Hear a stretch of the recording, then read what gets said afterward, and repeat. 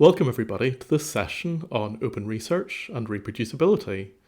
If you have a look at the worksheet, you'll see that the worksheet consists of a mix of narrative. There are various links to external resources that I think you'll find interesting.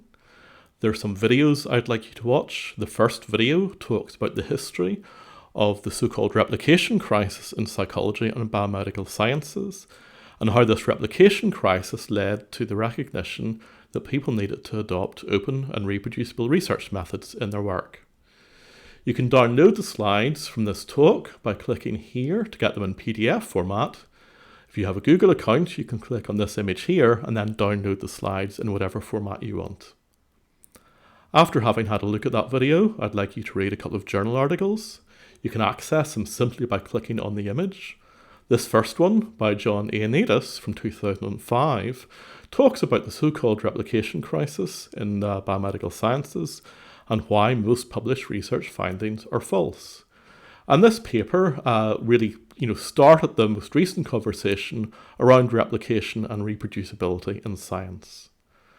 The second paper I'd like you to read is a letter written by Dorothy Bishop in 2019, which really nicely reviews the broader context of reproducibility and replication, and talks about how, although this was kind of out of control and these issues were unaddressed for decades, a number of new ways in which researchers are working might actually be starting to properly solve the problems.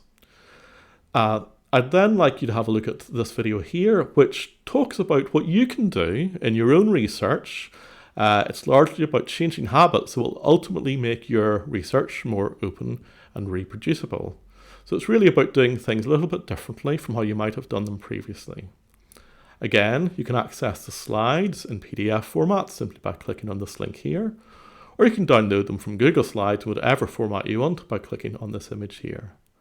Then finally, I'd like you to have a look at this nice little article by Cruel colleagues. It's an annotated reading list of all the things that you can do in your own research, which ultimately will make your research more open and more reproducible.